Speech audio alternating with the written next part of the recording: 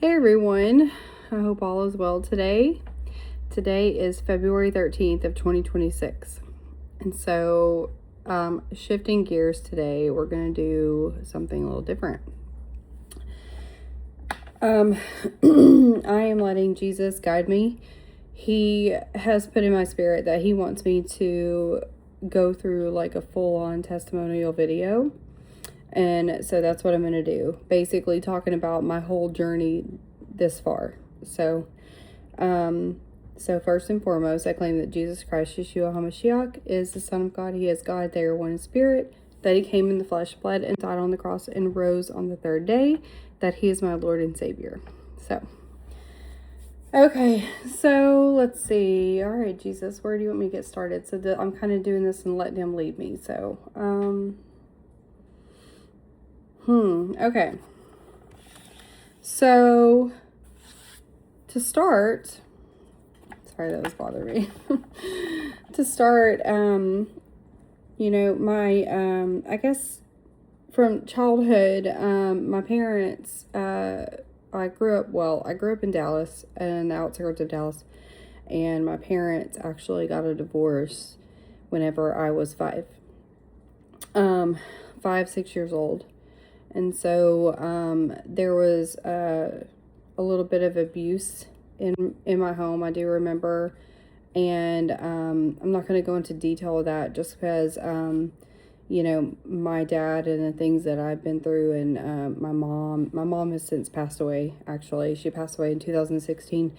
And, my parents in general, like, they're the same. They're not the same people. Sorry. They're not the same people. Like, they've grown a lot. They've changed a lot. And, Jesus has really done a lot of beautiful things in their lives. So this is just simply a story to show where you come from to where you are now, which is like the whole point of this entire journey. So, but anyway, there was some physical abuse in my home. There was also drug abuse in my home. Growing up, my dad did remarry, and my stepmom and him, they used to argue and fight quite a bit. My dad had gone to jail a couple times for domestic abuse, but again, it takes two to create that situation. So, and then of course, drug use, not on my part, but on my parents' part, enough to where my dad actually lost he had owned a boat shop, he was a boat mechanic, and he would also fix up used boats and sell them, occasionally, not a whole lot. His main basis for business was actually boat mechanic, fixing boats. So he owned a boat shop, and he actually ended up losing his business whenever he was going down that path, he and my stepmom. On the other side of it, my mom had a lot of issues also with drug abuse and mental illness. She was diagnosed as being bipolar, severely depressed, just really struggled her entire childhood up until now. And so, I say now, until she passed away. And so I ended up having to grow up really fast. And, I'm thankful for the times that I went through. It made me stronger. But Jesus showed me a lot from that aspect, that I struggled with fear. Okay. Yes, fear. And with fear of several different things, and I'll go into that more in a little bit. And then I also struggled with codependency issues, not knowing how to be by myself, and that's more that I'll talk about here in a little bit. And then also the unworthiness, feeling unloved, because, honestly, growing up, while we had everything we needed and most of our wants, we were well taken care of when it came to, the physical, but my parents had their own things going on, and so often it's, they spent time with us, but they didn't like spend time with us quite a bit. And I say us, like as I had a stepbrother and a stepsister. My stepsister moved out when she was a teenager, and she was, several years older than me, and my stepbrother was a year younger. And so, he and I used to argue and fight all the time. But again, we were kids. And so anyway, so childhood was a bit rocky, which, I think we all have our things, right? We all have, things from our childhood that are a bit of a struggle, for various different reasons. And so, I'm able to go through and talk about these things now because, of the things that Jesus has taught me, right? And learning what the wineskin process is and what he needed us to do for that, purging out the traumas. And so it starts there with me, of the memories that we actually have. And, there are things that, like memories that I know that he has suppressed. And I'm sure those things will come back to me. And as they come back, and if they kind of trigger some things, then I just go to his feet and I tell him, hey, I'm struggling with this, that, or the other. Please take this from my heart. I don't want to struggle with it anymore. And then he does. And that's how he heals me out. And so, and I say heal me out, but like, that's healing your heart and helping you get through the crucifying your flesh, right? Because our trauma is what produces the effects and the responses that we give, right? Because later on we're triggered by something that seems very similar or what have you, and so therefore we react to those triggers, right? And so the wineskin process, the whole point of that, like the purging, the sanctification, purification, that process, all of it synonymous, is the reason why we go through it, so that we can cleanse all that away, so that we don't react the way that, we had before whenever we're, poked and prodded by the enemy or, whatever. So, anyway, so let's see. Where do you want me to go next, Jesus? So obviously childhood, I watched my mom actually overdose a couple of times, or well, one time, but yet, I remember going to the hospital so angry because, I was in my early 20s and I just didn't understand, why is it that I had to be the adult during this time, and she's in the hospital and they're, pumping her with the black stuff, not coal, I don't remember, charcoal maybe. Anyway, cleansing her out because she had OD'd and almost died then. There had been times, whenever it was just me and her, and she had taken too many pills and whatnot, and so she was like just basically high out of her mind, incoherent and whatnot. But what do those things come from, right? It's like your own traumas. It's like she wanted to escape whatever darkness was chasing her, and from her own trauma. And I mean, I know that now, but because of that, I developed my own trauma or trauma from that, because,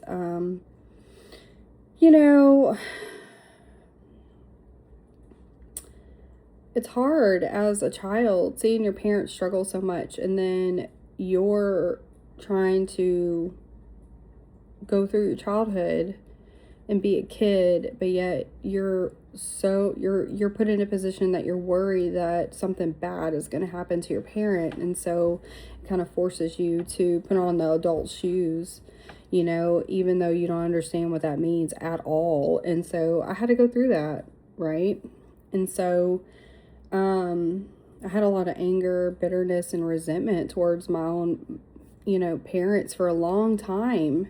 And it caused me to be a bit rebellious because I spent so much time like in the fight or flight mode, worried about when, something bad was going to happen, like, and it was going to shock and hurt. And, I was going to have to be on my toes and act quickly as a young kid or a young teenager or what have you.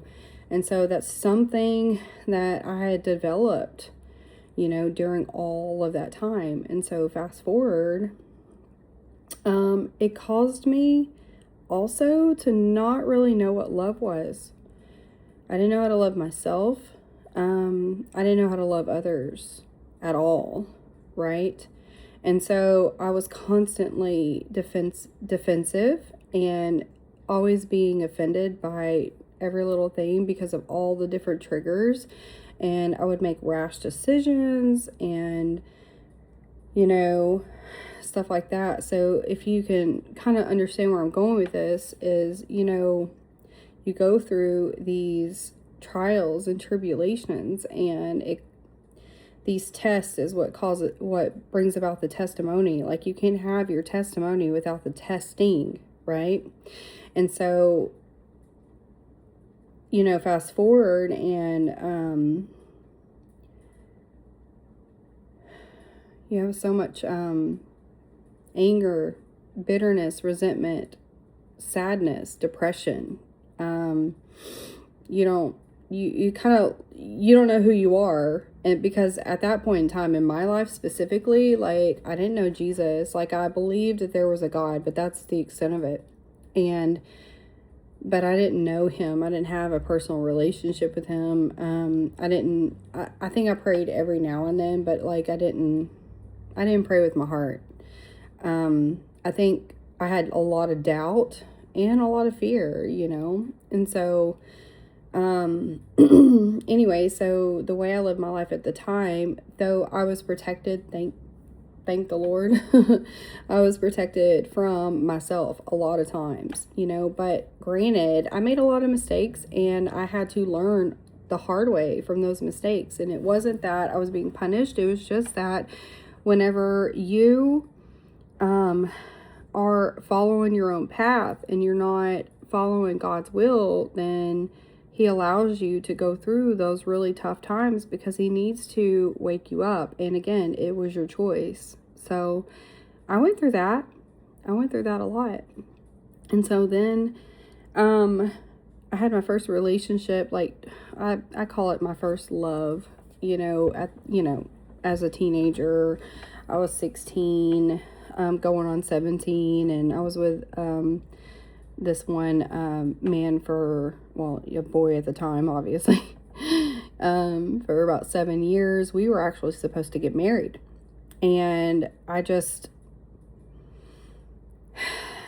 didn't feel in my spirit it was right. And of course, I wanted those things. I wanted a happy marriage, but I didn't have an example of a happy marriage growing up. So I didn't even know what that meant. I was still trying to figure out who I was. And so, I made some mistakes in that relationship. And, I also changed a lot from 16, 17 years old till about 23, and so anyway, I was very success driven.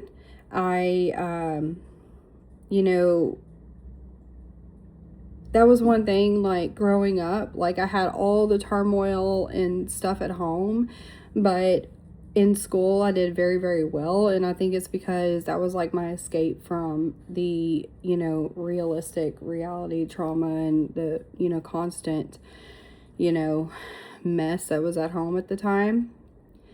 And so I did very well. And, that was like my focus. That was like my escape. So from that type of thing.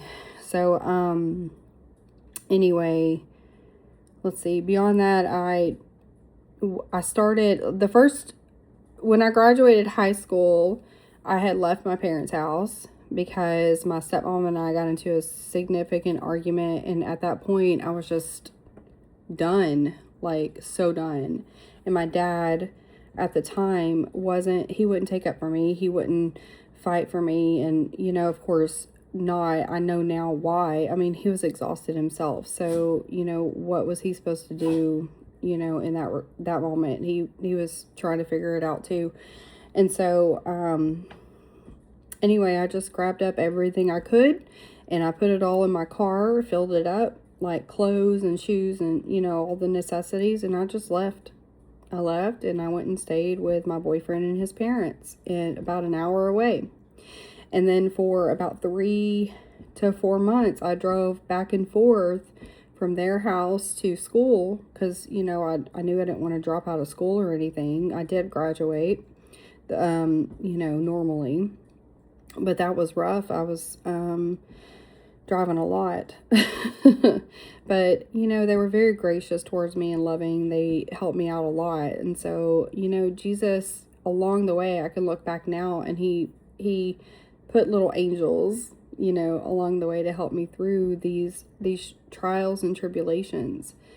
And, for a little bit there, I stayed with them for a little bit, but then it got to the point where I couldn't stay with them anymore, not because of not wanting to, but because it was uncomfortable, because they were trying to do the right thing as parents. And so obviously, I rotated and I stayed with friends here and there until finally I was able to get an apartment with roommates. And that's the first time I'd ever actually like lived by myself, technically, like outside of parents. And I was in school. I went to court reporting school for a little bit, but I never finished it. I never graduated. And so then after that, I decided I wanted to do business administration. So I did like online, but yet also go to a campus because there was one there for the school that I'd gone to for that. And I had found a job working for JP Morgan Chase, and through one of my very best friend's moms. She was able to hire me on. She was my boss, and it was before I was actually like really, really close to them. I was close to her daughter, but I didn't know her as well. And so, again, another angel, she got me a job there, and I was very impatient, and I just wanted to climb the ladder, and just, I had been so used to getting the praise and, people telling me how good of a job I would do, how great of a worker, etc., because I would focus on those things. Like I said, very success driven, because I needed that boost to be able to keep going, because I was ignoring the things I needed healing from because I didn't know any better. And so I was very impatient, and I just wanted to keep going higher and higher and higher. And so anyway, I didn't finish that degree. Oh my gosh, I was very wishy-washy because I just really didn't know exactly what I wanted to do with my life, but still. Okay, so then, long short of it, my boyfriend at the time of 7 years and we split up, and that was really rough for me too because, we were completely tied together, obviously, and, he was the first person that I'd ever had like a true, long relationship with, and so it was almost like getting a divorce, right? Even though we weren't actually married. And so, anyway, we split up, and then I was in an apartment by myself probably 2 or 3 months, and it was almost like agony because I didn't know how to be by myself, and that's where the codependency stuff came in. And again, I just didn't know who I was. I didn't know, I had a lot of issues. So anyway, my dad had convinced me, see, by that time, he and my stepmom had moved away from the circumstances that they were in that was causing issues, and they straightened their lives out, and my dad got a really good job, And ever since then, he's been great. Like, not having those issues anymore with drugs and whatnot. Like, it woke him up. So thank you, Jesus. Anyway, and so he convinced me to just quit my job, let the apartment go and whatnot, and just move over there where he is and let him help me get back on my feet, you know? So I did that, and that was hard.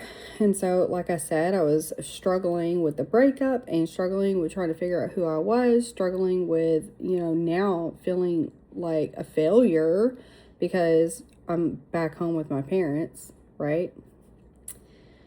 So, oh man, the journey. Anyway, and so then I met my daughter's dad, and we weren't together very long, and then I get pregnant. So I just, again, mistake after mistake. But was it a mistake? Not really, because it woke me up. So that right there is where it really started for me, is even though I was pregnant and I wasn't married at the time, because I'd been taught all my life that you're in sin if you're not married and you have a child out of wedlock, right? And that's under the law. But I didn't know any better, because I still didn't have a relationship with Jesus, not called on him to be saved yet. And so anyway, I have my daughter, and I'm a stay-at-home mom for a little while. And then she was 2 years old. And then with my ex-husband, we had a lot of issues because everything happened so fast. He was young. He didn't want to have, like, he and I stayed together because he loves his daughter and loved his daughter. And he is a great dad, which we have a great we have a great co-parenting relationship, actually. So that's a plus. But anyway, I'll get to that. So both of us were super immature, trauma filled. I just told you about all mine. Well, he had his own, and I'm not going to go into any of those things just on his side out of respect for him. I don't feel comfortable doing that. But, we struggled the entire marriage. We were married almost 7 years. So you see the sevens?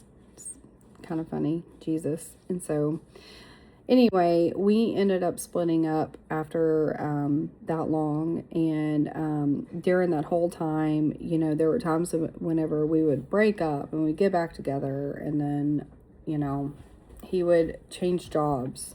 He would quit his job because he was mad at something. He would change jobs. We'd have to move all over the place, and just the instability on top of everything else in my life, from that point on or forward or whatever, was really a struggle.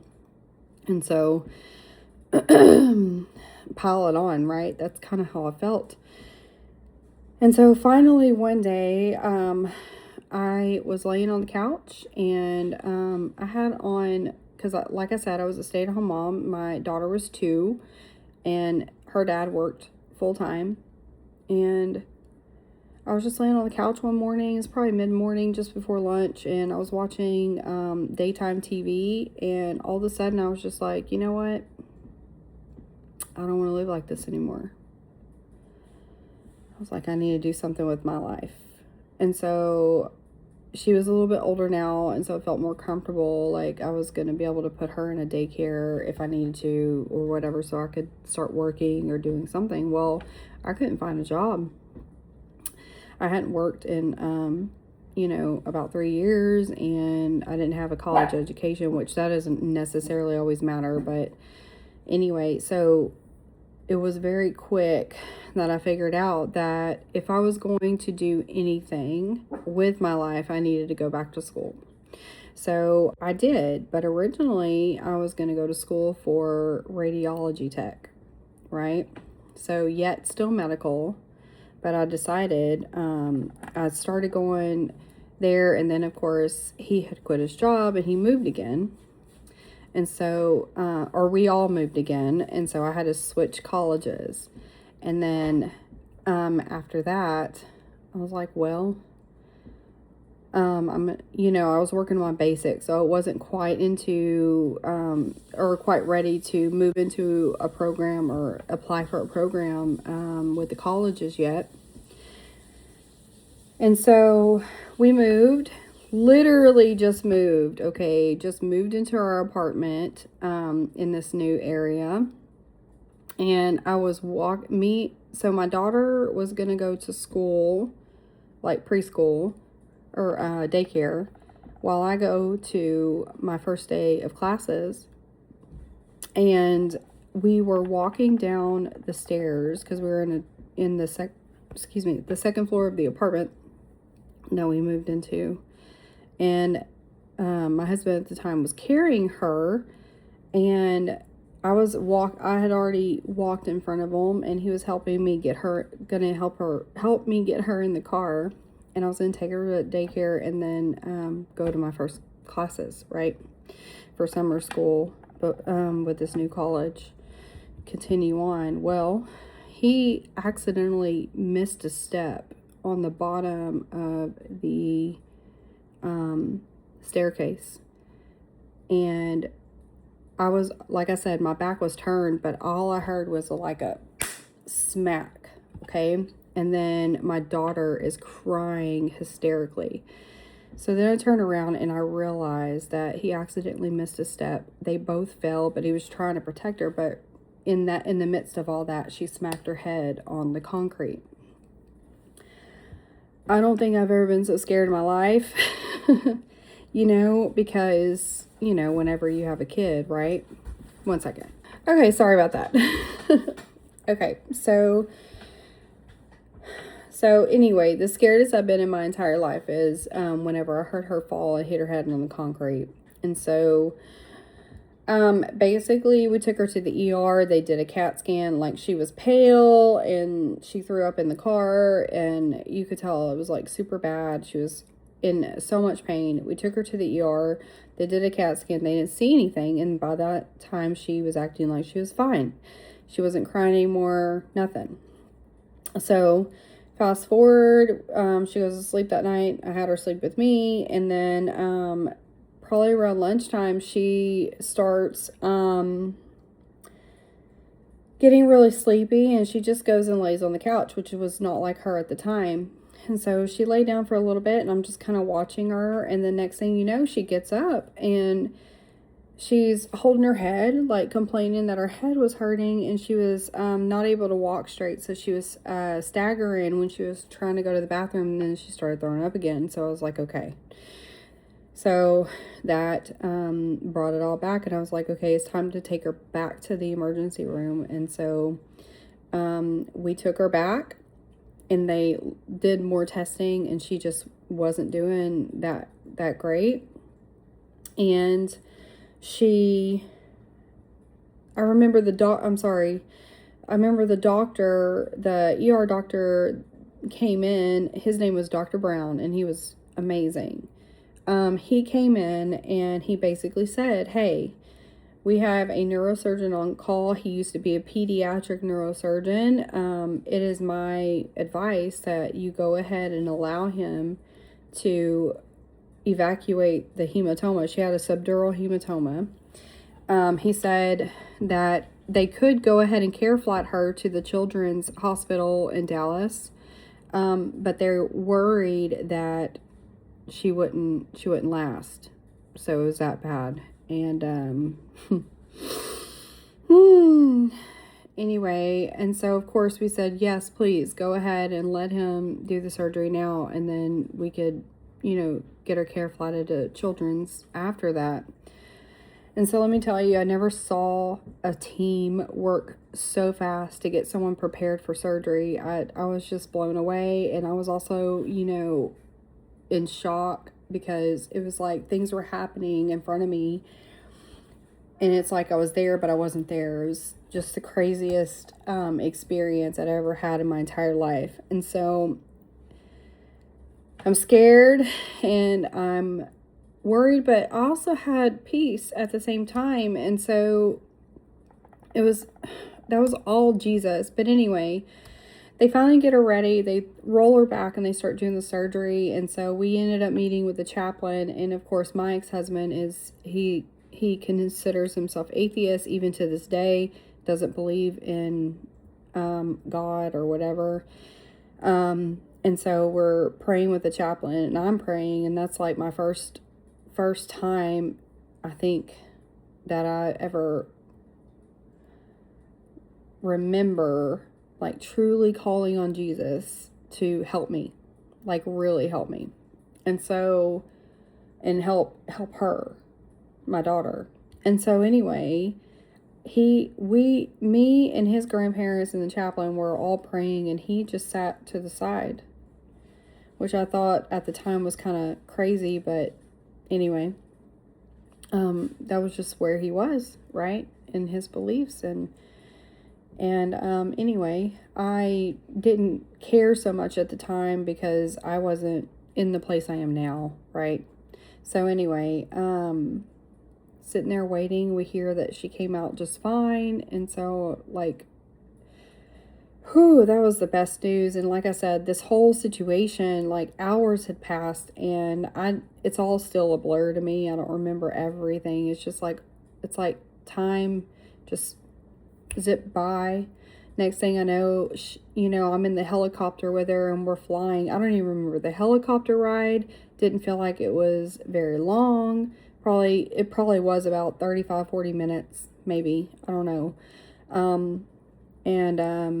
We get there to the children's hospital, and I want to say that was a Tuesday, maybe. Let's see. Yeah, I think it was a Tuesday, or maybe. Yeah, it was like a Tuesday. And she was good and ready to go home that Friday. So we were discharged when we came home that Friday, and she's good still today. So that was all Jesus. But let me tell you how he works. It's like these certain scenarios, not only do they strengthen us, we go through the testing.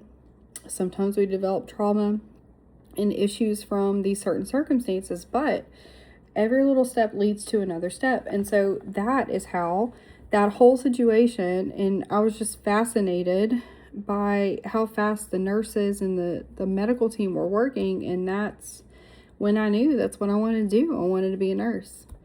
So Jesus uses all circumstances. Like, it was super tragic and it was hard, and I was scared. But then at the same time, after everything settled, I had so much admiration and respect for the medical team and the doctors and the neurosurgeon, and just how in tandem they were. It was so smooth. And,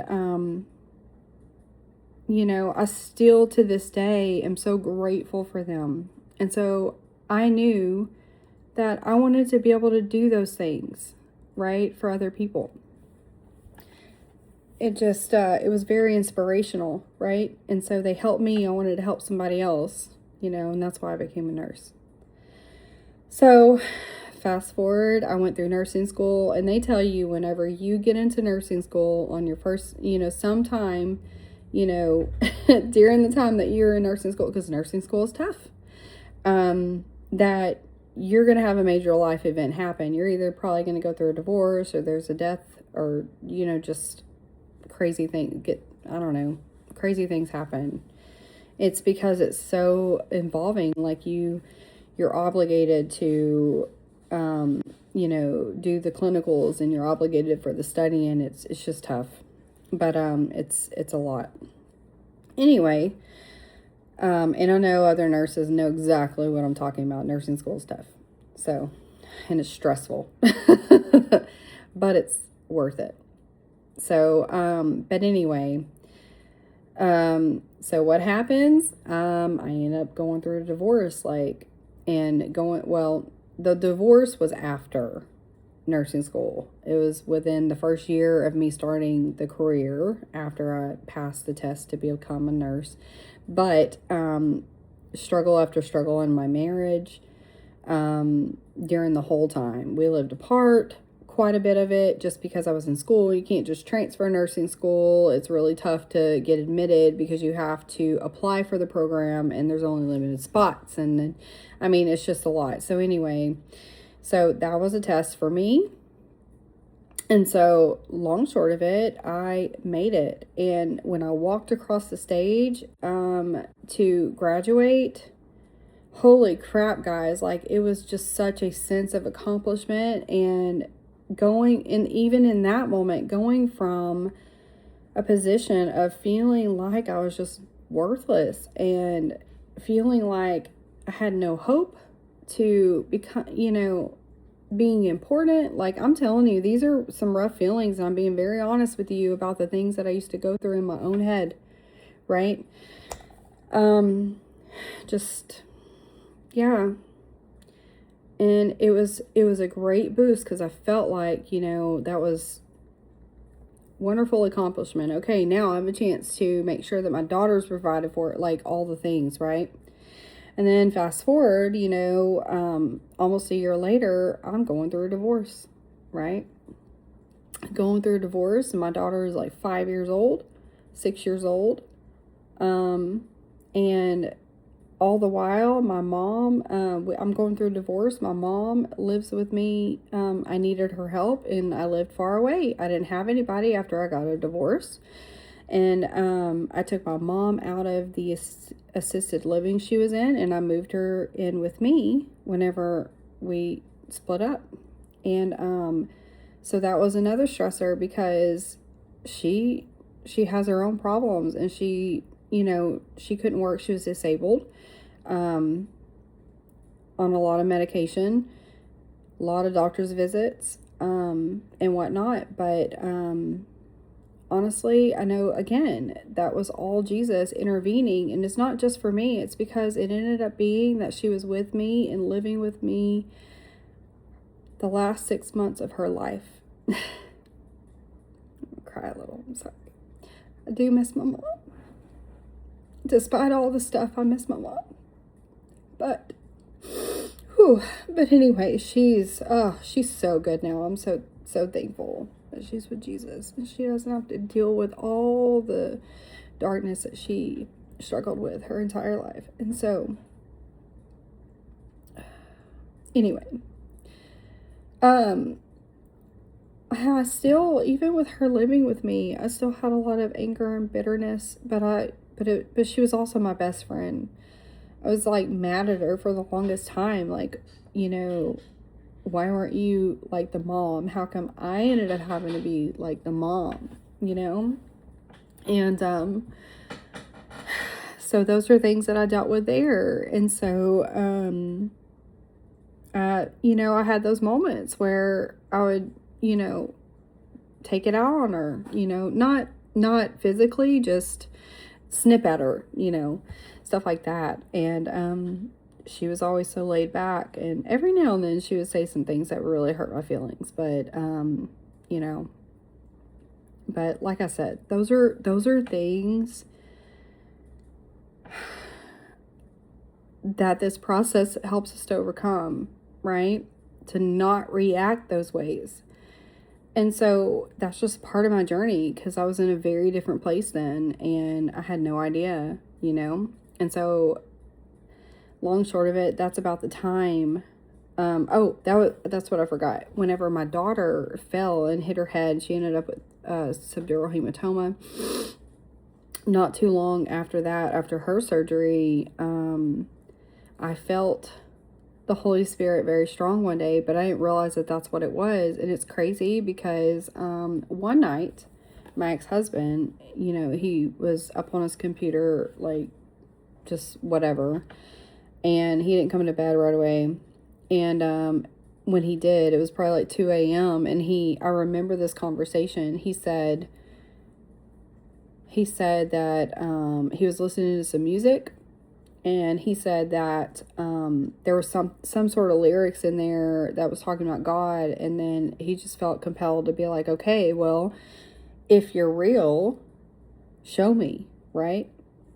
And then he said that all of a sudden he got so emotional And so I know that in that moment that he felt the presence of God because he had that reaction, but then he started doubting and slowly just pushed it away. Well, a day or two later is when I felt the push to, really call on him. And so I remember I was getting in the shower, and then all of a sudden I just felt the Holy Spirit very strong, and I felt strong in my spirit, and I heard him tell me to get baptized. And so I was like, okay, I will do it. And I called the church down the street, which the only one I knew. My family grew up with Church of Christ. And I always, was taught that mattered. Well, it doesn't matter. Jesus isn't religious, but I didn't know that at the time. But anyway, regardless, like I said, Jesus uses everything. And so there was one down the street, a Church of Christ. And what I liked about that specifically was that if you call them and you say, hey, I want to get baptized, then they don't make you wait until like some mass baptism, every quarter or every month on a Sunday. They'll baptize you and make an appointment whenever you're ready. And so I was able to do that in private because, I like to do things intimate like that in private. Like, I don't want to be in front of a whole crowd. So that's the way I was at the time.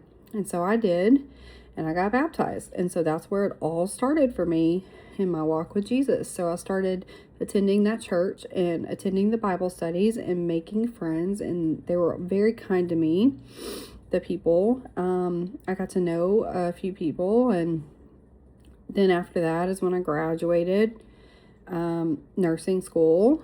And then I ended up moving away to Central Texas, starting my first job as a nurse, and then going through the divorce, and then my mom passing away, in which this is what's crazy. My mom died on Mandy's birthday of 2026. It was the day before Easter. I'm sorry, 2016.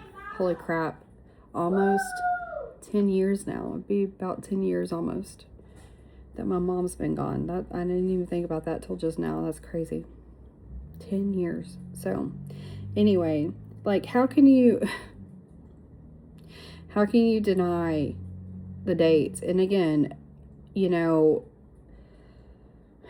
I know that Jesus ties everything together. The death of my mom on that day doesn't mean anything negative or bad towards Mandy, so don't even go there. Anyway, I just have to say that. It's just like, don't twist things. But anyway, so she passed away, and then I went on my first missions trip to Belize that June of 2016. And I spent that entire year just getting to know Jesus and learning scripture, I guess, going to church, fellowshipping, really just trying to follow his will. Like, I just knew in my spirit, like, that his will was better than my own, and so I just went with it. Sorry. Excuse me, I was getting a call. So anyway, go on my first missions trip, and then I moved back to East Texas after that time, and start a job there, and start going to church locally in that specific town. And made really good friends, and some of my very best friends. One that I've had forever, and my other mom, right? 1 second. Okay, some of my very best friends still to this day, still live there. And yeah, they've been my constant also for a while, along with Jesus. So anyway, so then comes my story with my husband. So, I was divorced officially at the end of January of 2016. And then I spent all that time, and I just got to know Jesus. I didn't date anybody. I didn't talk to really any men. I wasn't interested because I knew that I needed to address the codependency issue. And so it was during those times that I started realizing things that I needed to work on. And the first one that Jesus put in my spirit was that one. And so I just knew that I didn't want to get married again anytime soon. Like, I just knew that I didn't want to be with anybody unless it was who he had for me. And I was prepared to be alone the rest of my life. And so I was very firm on that. And so fast forward, I'm learning how to be on my own and just let the Father guide me as much as I knew how that worked at the time. Still a work in progress. At that point, he was just feeding me, right? Just feeding me. Sorry. And with his heavenly manna. And anyway, so later that year, I had gone to a women's conference, which was awesome at the time. And I had bought this book called 31 Prayers for My Future Husband. And it's a devotional. So if you've ever heard of it, or if you look it up, I think they still have it in print. It's a devotional. So 31 Prayers for My Future Husband. And the very first one, and I never got past that page 1. Jesus is funny. So the very first one talked about praying for your future husband, the qualities for him, praying for his blessings, etc. And so I started doing that. And one of the questions was, praying for the things that you want in your future godly husband. And so I did that, and I did it with all of my heart. And I kid you not, every single thing that I asked for, Jesus provided. And again, not vain things. I'm talking about things like loving me for who I am, loving my daughter as if she was his own, stuff like that. And my husband absolutely does those things, and there was so much more to it, but I'm not going to go into the specifics. But anyway, funny, because after I did that, I went to visit my brother, my half-brother. I have a half-brother, half-sister, and a stepbrother and stepsister. So that now I'm talking about my half-brother, whom I did not meet until I was 6. And my mom had my sister, who is the oldest, and then my brother, who is the middle, and then me, I was the youngest. And my mom gave up my sister essentially to, her dad. So her dad raised her. And then my mom gave my brother up for adoption. And so I didn't meet him until I was 6. So anyway, I went to visit him, my daughter and I, Christmas of 2016. And his very best friend, I've known since I was like 15, something like that, like 15, 16 years old. Just knew he was my brother's friend. And he had always, anytime I came to visit, would always come and visit me, and just, we'd hang out or whatever with my brother, and, like family. And so, one second. Sorry guys, I have to keep pausing. I've got my kiddo home, and it's just me and him. So he's having a good old time being 5. So anyway, he would always come visit and hang out and say hi, just while I was there. So he did that again this time, but he had found out that I was divorced. And apparently, he's always liked me, right? He's always had a crush on me. And so we spent a week just kind of talking back and forth, like hanging out with my brother, and, not just us, just all of us, right? And so then, long short of it, he asked me if he could come visit me and all the things. And I was just like, I don't know, because I wanted to pray about it, and I didn't want to just have anybody in my life. I was very, very firm on, what I felt and believed with God. I just wanted, I just wanted who he had for me. So I was very cautious, and I was very, I wasn't going to do anything without talking to him first. And that's exactly what I did. So prayed about it, and then, I felt in my spirit it was okay. And so, from there is history. We started dating. And funny, because he'd been in my life on and off, for years. Never knew he was my soulmate. And so, God, Jesus, blessed me with my soulmate. And we started officially, I guess, dating. He says that day, because he's funny, because the story is that he saw me whenever he walked into the door. He saw me and he said it hit him like lightning. He knew he was going to marry me, which is so romantic, so sweet. So just saying. Love my husband very much. But anyway, so he just knew, and then I took a convincing because of trauma. And I wanted to do the right thing. I didn't want to make the same mistakes over again. So anyway, we came together, and then he proposed to me on April 8th of 2017, and we got married on in July of 2017. And so we also, lived apart, because he lived a state over. So we lived about 4.5 hours apart for a whole year, and we would commute back and forth. And then we got married in July, and we didn't get to actually officially live together until the end of 2017.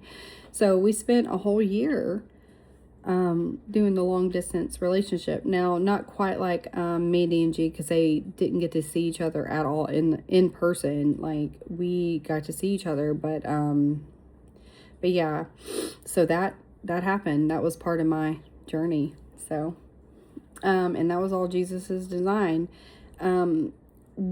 We got married, and we weren't sure that, my ex-husband was going to let me take my daughter out of the state to move to the other state.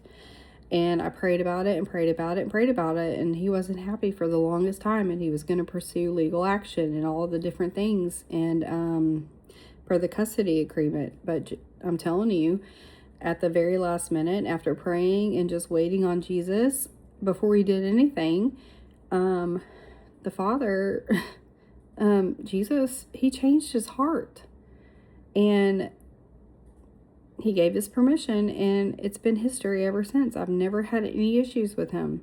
And so that's yet another thing that Jesus can do. Like, if it's his will, then he's going to work it out.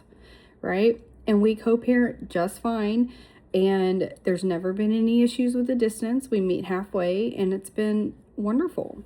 And so anyway, all right, and I am being very detailed because all of these different things actually matter, because it's all different things that I've been through and how God has shown up in my life. So I'm just reiterating these things to you so you know how important it is.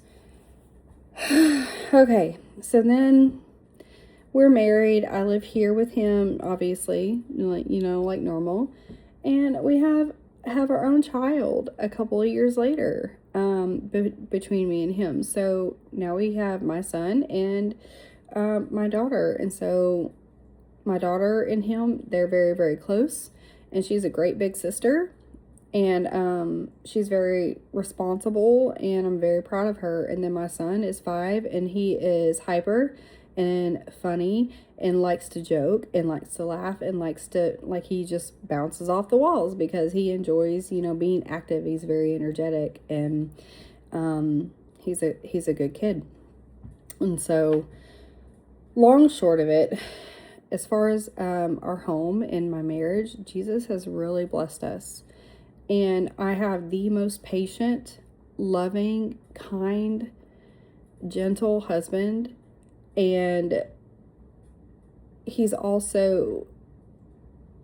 perfect for me. I don't know how to explain it, but that is what a soulmate is. It's like every single balance all around that needs to be, it's all there. And he has been patient with me even through the times that I've had to really grow, and he's always had this wisdom about him. Like, he's taught me a lot. So Jesus has used him a lot to help me. And, I'm just forever grateful. And so I can't say enough good, wonderful things about my husband. He's amazing. Anyway, let's see, what else, Jesus? All right, well, I guess fast forward then to the group starting. So during the time that, most of our marriage, probably from 2020 or so on, I had gotten into this Hebrew Roots movement Torah thing. But of course, that was also by Jesus's design, because it's part of the role that he'd had me in. And so for a long time, even after that whole year, I fell under the law pretty hard. And a lot of guilt and condemnation and whatnot. But the benefit to that journey was now I can 100% tell you the difference, because I've been on both sides. And he had me do a complete 180 at the tail end, or like the last quarter of 2022. And that's where most of you remember me from. And so on 10/29 of 2022, I remember sitting on my couch right here. My son actually slept late that day. So again, that was all Jesus. And he led me to Psalm 37.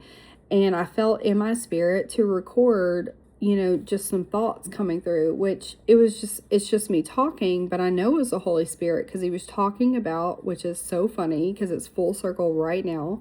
Psalm 37 also talks about the wealth moving from the wicked to the righteous. Okay. And so that's our inheritance back. But see, crazy me at the time, I didn't know anything. I thought that it was talking about, like crypto and all the mess, because I didn't know any better at the time. I didn't know crypto's gonna, anyway, it's a deception along with the gold. But I didn't know any better at the time. And so I'm just sitting there brainstorming, sitting there just putting my thoughts out. And so that's considered my ministry date, because that's whenever Jesus really started talking to me, because just a month or two before, I had come across a beautiful near-death experience testimony from a rabbi, by the way. And he talked about how he had had this heart attack and he died for a little bit, but he had went to heaven. And he talked about his experience. I don't remember his full-on experience in heaven, but what got me is whenever he came back, he had like a heightened senses, like he could see colors a lot more vividly and whatnot. And so of course he had this pronounced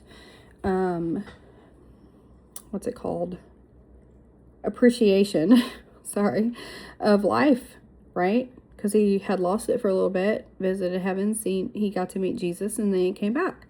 And so one of the things that he felt compelled to do after he was revived and, whatnot, was he just was talking about how he reads a psalm a day. And he just continuously reads a psalm a day. And interesting, because Jesus then put it in my spirit to start doing the same. Like I just felt moved to do the same. I'm like, okay. And so he told me at the time, which I didn't recognize it was actually his voice, but now I know the difference, to learn how to worship him, learn how to worship Jesus, the right way. So I was like, okay, well, what better way than with David? It was the man after his own heart, right? So I started doing that. I started praying and I started asking him to, don't allow me to be deceived. Please speak to me. I just want to do his will. I don't want my own will. I mean, all these things that I still pray for every single day, I prayed for then. And so he had me do a complete 180, and I was like under the impression before with the Torah movement that we're just going to have to prepare to be, do our best to survive the Great Tribulation, to him showing me, and he would not let me not watch it, and I prayed through it, showing me that the rapture was true. And so he had me learning about that because he needed me to see that, yes, there is hope, that he's not appointing his people to wrath. And so that's where that all started. And so all of these different foundational things and, building a relationship with him all started way before this group came together, right?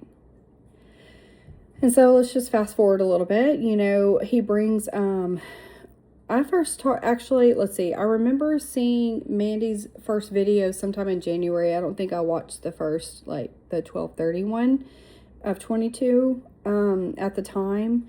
I can't remember exactly, but I remember him putting her in front of me, and I realized, because I hadn't put anything out yet because he was still kind of pressing me, but obviously it was his design for me to not put a video out until January 30th of 23.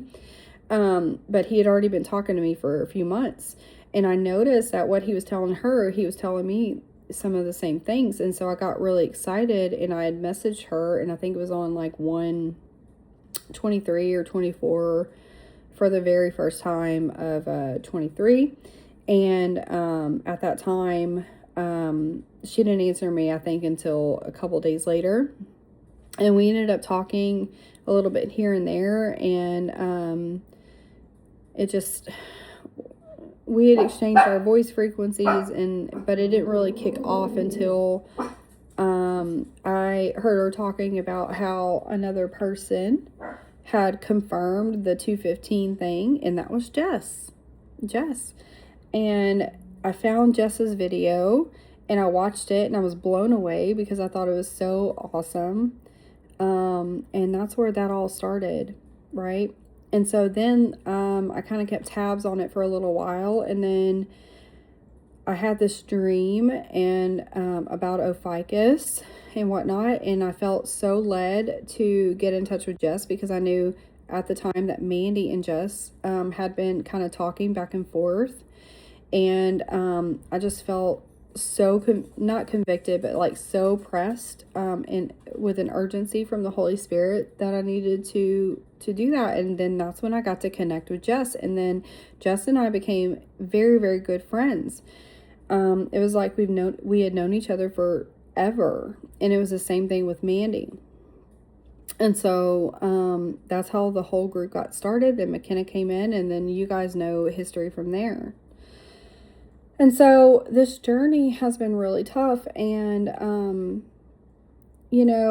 he had us all separately training outside of the group, right? And so we'd already gone through testing and trials of our own, independently, and learning how to lean on him and come to him and overcome things, right?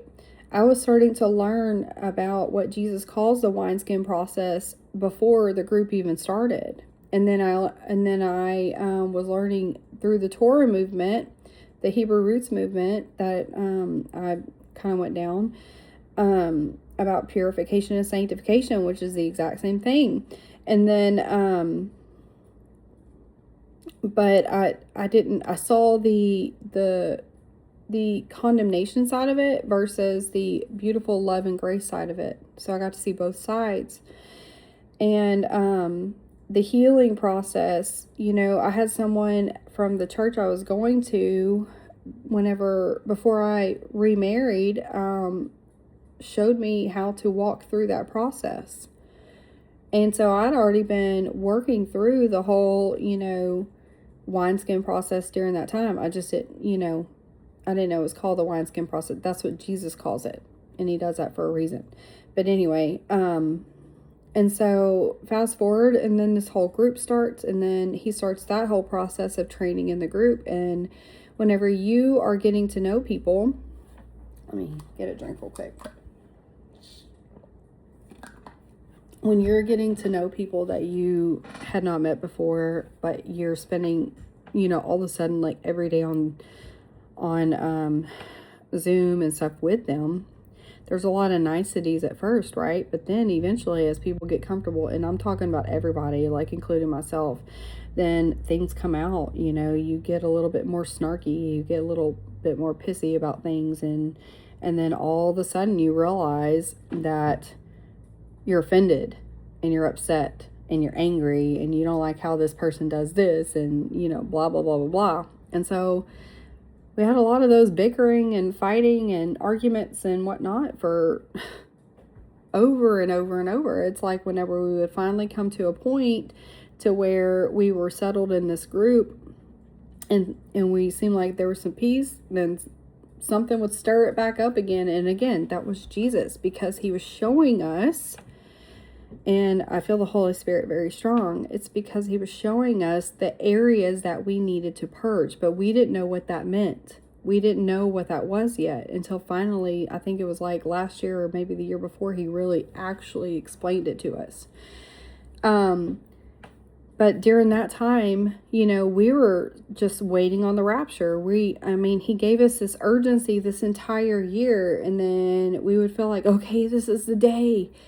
It's got to happen now. Everything points to now. And then it would go by and we would get disappointed. So it'd be like this, and then we'd be like this, and like this, and like this.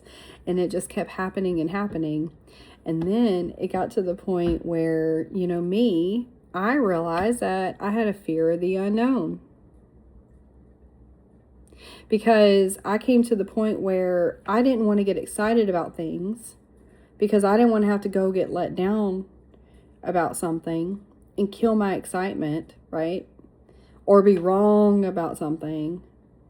You see where I'm going with this, right? So there was a lot of fear. And yes, Jess, you were correct about some things. I had a lot of fear. But it wasn't in the way fully that you were always saying. And just hear me out here. I'm not saying anything negative, I promise. Anyway, I love you, Jess, so much. Anyway, so yes, I did struggle with a lot of fear. And so it's funny because it's taken me 3 years to be able to sit here and go through every single one of these circumstances in my whole entire life and start understanding why I struggled with this, that, or the other, right? Fear of the unknown, codependency, unworthiness, feeling like I don't know how to love. Well, I didn't know how to love anybody because I didn't know how to love myself, because I didn't know Jesus's love, right? And then fear of the unknown, fear of falling short, fear of getting things wrong, fear of failing. Golly, you name it. A lot of fear. Yeah, it's true. And it just occurred to me that Jesus set this up a long time ago, right? Because he's the one who named my channel Faith Over Fear 44. And that just came to me. It's not something that I just made up. Like one day I just felt led and I just did it, because that's how he works with me. He just puts things in my spirit. I know it's him and I just go with it. And so what he's done is he's taken this whole entire time to help me to see, to purge out these fears, various different fears of things, in order to build my faith, right? Because faith without works is dead. James 2, the whole book of James actually, but James 2 specifically tells you, I will show you my faith by my works, right? And so this entire time, he has pushed us to be brave and to, not worry about what anybody says about us and whatnot, because while he's teaching us this, we're also purging out the things that we've struggled with our entire lives and out of our hearts, so that whenever things happen, we're not triggered so hard anymore, because that's how you crucify the flesh, and the crucifying the flesh is the wineskin process. So It's the developing of the fruit of the Spirit, the love, joy, peace, long suffering, I don't have it in front of me, but all of those things. And then the opposite of it is literally an under the law mindset. It's the bitterness, the anger, the resentment, the, deceitfulness, all of those things. And so it's the duality between the two. It's the light and the dark. It's the false father versus the true father, right? And so that's how you not only get to know Jesus's character, but you're also building your faith. It's endurance. It's your belief in the unseen, because you learn his voice and know who's speaking. And so therefore you act out your faith, which is why we've been doing these videos and why we've been looking crazy, like super crazy to the public, because we know it's Jesus. And why we have so many people who come against us, right? And so building the faith helps you to overcome the fear, and you overcome the fear while you're building the faith, which is why faith over fear, guys. And so it is beautiful. I am thankful for all the wonderful things that he's done. I have grown so much, and I am not the same person today that I was even yesterday, but much less 3 years ago whenever this whole group thing started. And I have learned how to accept love because of Jesus, and how to love because of Jesus. And it is something I'm still working on. Like, I purge every single day. But now he's taught me and trained me so that I can recognize these struggles. So every single time that I have a negative thought or have a struggle of something that comes up, then I'm just like, okay, Jesus, all right, I'm struggling with this. Please take it from me. Like, that's all I do now, because I can see it, and I remain as humble as I can in my heart. And so I'm telling you these things because it works, because I feel peace.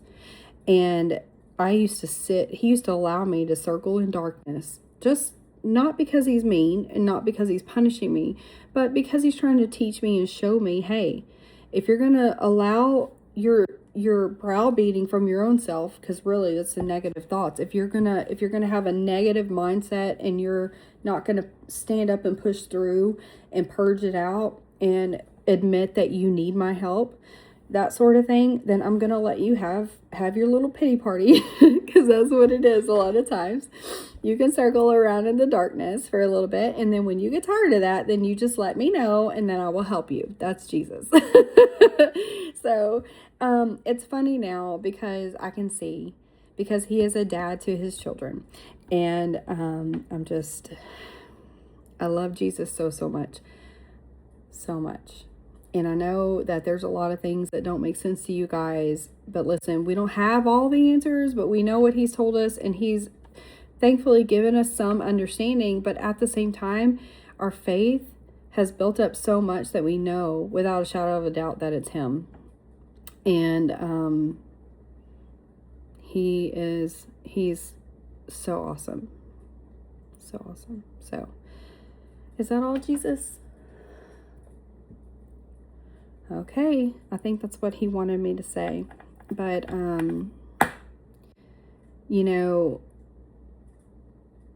I truly love you guys. It was never easy for me to start doing videos. I really don't like social media. I'm still not a huge fan of social media, but I am very thankful because, that's something I had to work on. So whenever you choose, out of your own free will to, help be the hands and feet of Jesus, and you have to get out of your comfort zone. And, whenever you start doing that and you really start relying and trusting in him, then he brings you to the coolest places, gives you the coolest revelations, and shows you the most supernatural things, and it's fun and it's exciting. So anyway, well, I guess with that said, I'm going to end it here, and I have talked to you guys longer than I typically have. like over an hour. So anyway, thank you, Jesus, for having me do this. And guys, I love you, and I pray many blessings on you, and I cannot wait for all of us to be in heaven and celebrate and hug each other and love on each other and just have fun and enjoy ourselves and laugh and joke and, you know, all those things. So anyway, yep, that's it. I love you guys so much, and I hope you have a blessed day in Jesus's mighty name, and he loves you too. Okay.